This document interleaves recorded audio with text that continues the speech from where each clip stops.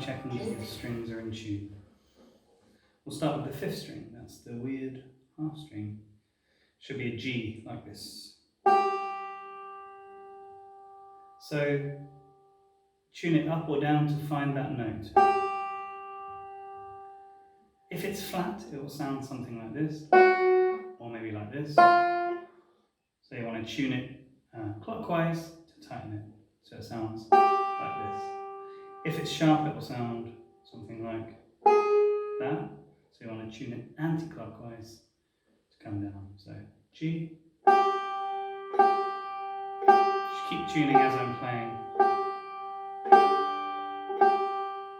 Let's try the 4th string. You can pause that and go back just to check that it's in tune. Let's try the 4th string. Should be a D.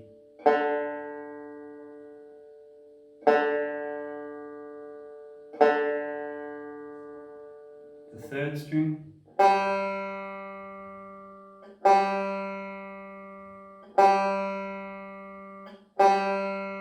2nd string.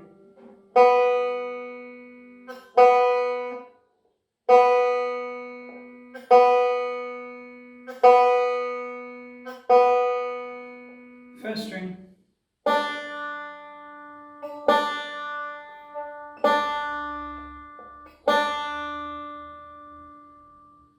So in the last video we looked at how to get your right hand in a good position so that your ring finger is holding all of the weight of your hand and creates a bridge between where your arm is resting on the side of the banjo and where your ring finger is pressing down on the skin or the head of the banjo.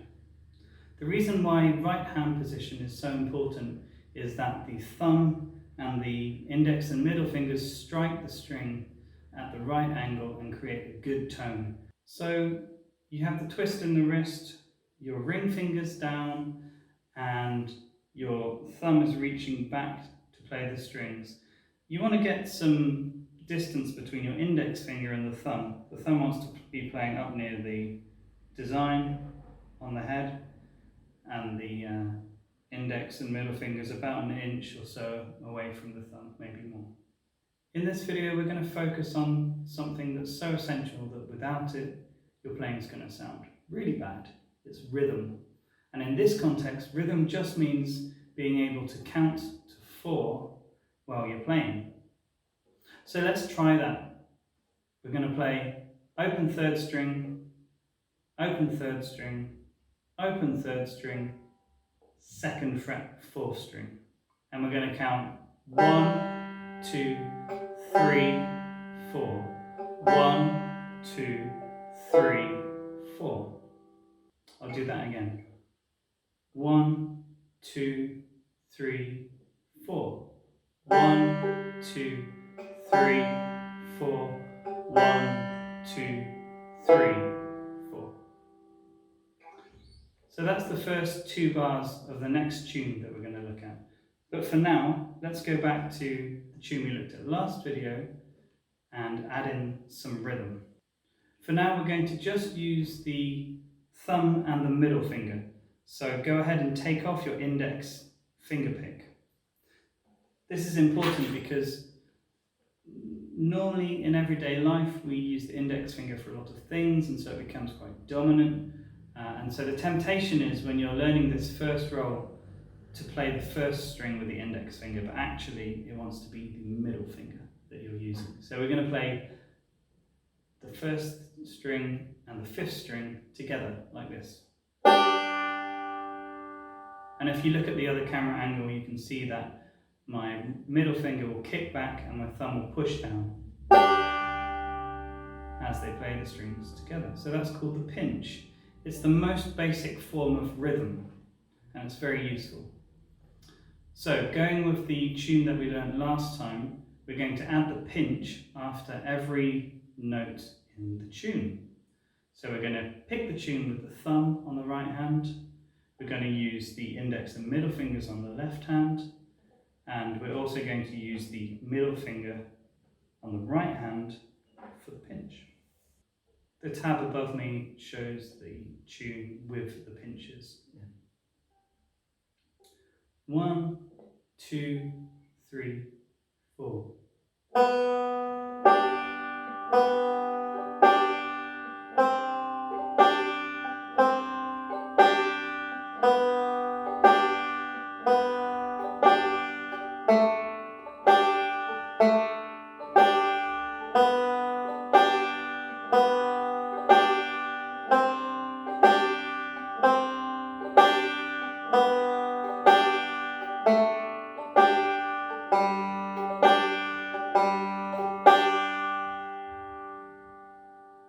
Okay, so see if you can follow along with that tune. Feel free to go back and try it as many times as you like.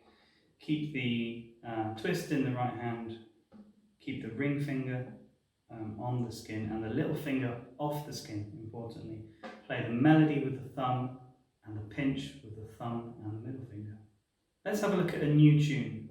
This is the one from the exercise we did earlier. So the first 2 bars we learnt already.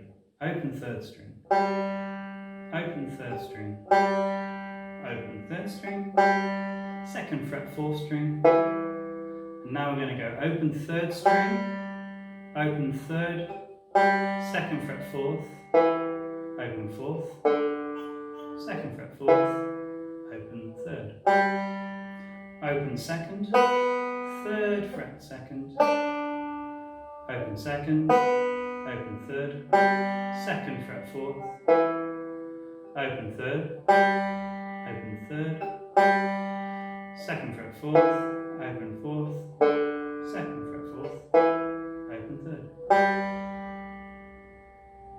I'll play that again. Feel free to go back and follow along as I'm calling out the frets and the strings. If you've got that down, then follow along without me calling out the frets and strings. 1, 2, 3, 4.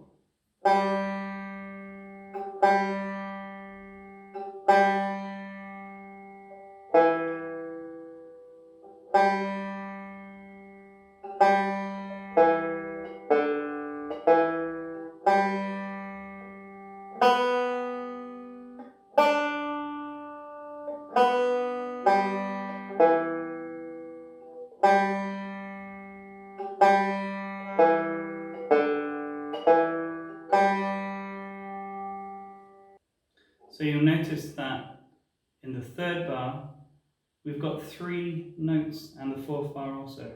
So in the 3rd bar, we're going to count 1, 2, 3, 4. And the 4th bar is 1, 2, 3, 4. So you can see that the joined up notes are worth 1 beat. That's one of the 4 beats in the bar. And the notes with the single tail are worth 2 beats in a bar. We're going to now put the pinch that we learned earlier after the notes with the single tail, so the notes that are worth 1 beat. Have a look at the tab as I play this.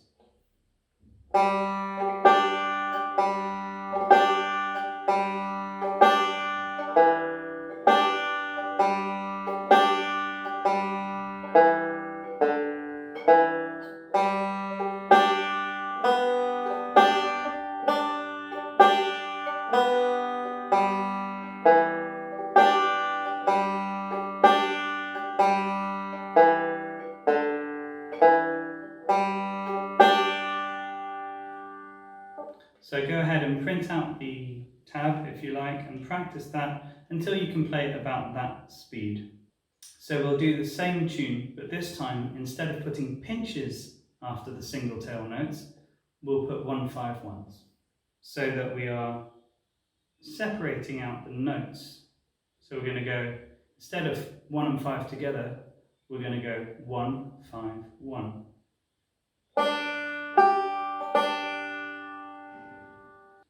1, 2, 3, 4.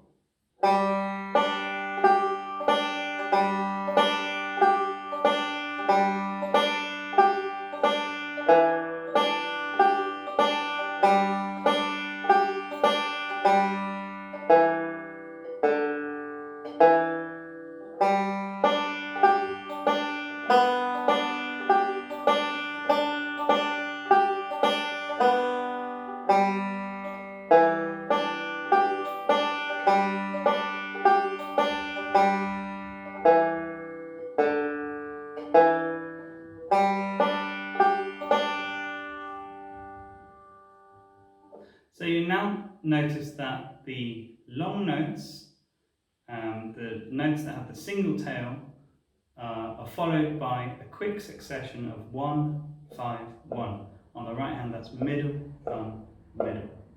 That means that the notes that are worth 1 beat and joined up in the tab sound like the slow notes. Let's try that technique with violin cabbage down. So instead of pinches, we're going to add 1, 5, 1s. 1, 2, 3, 4.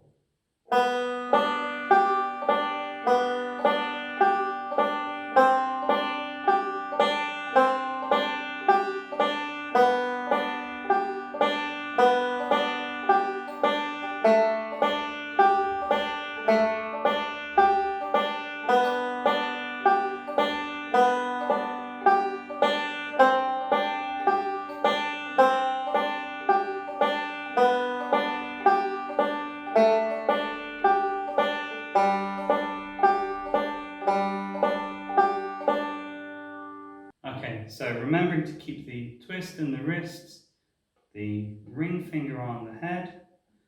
Give those two tunes a go as much as you like until you feel completely comfortable with them. Once you've done that, and only then, you can try mixing together pinches and 1, 5, 1s. So you might put first a pinch and then a 1, 5, 1, or the other way around. So I'll show you violin cabbage down with pinches and 1, 5, 1s mixed together.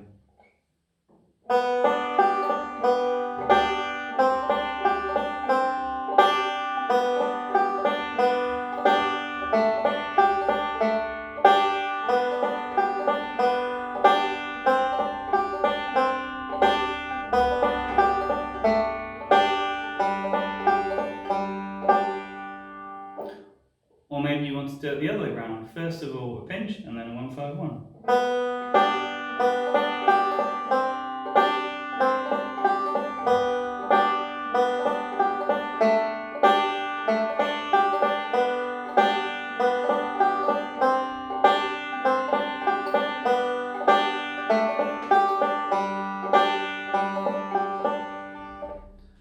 So you can see that already you're starting to be able to play melodies in a number of different ways. Just by using the pinch and the 1, 5, 1, you can create different feels to a tune. That is to say that you can vary up the rhythmic part of what you're playing to create a different feel. Okay, so let's go ahead with the second tune, Down the Road, and we're going to mix up pinches and 1, 5, 1s together in this tune. You can see the tab above. 1, 2, 3, 4.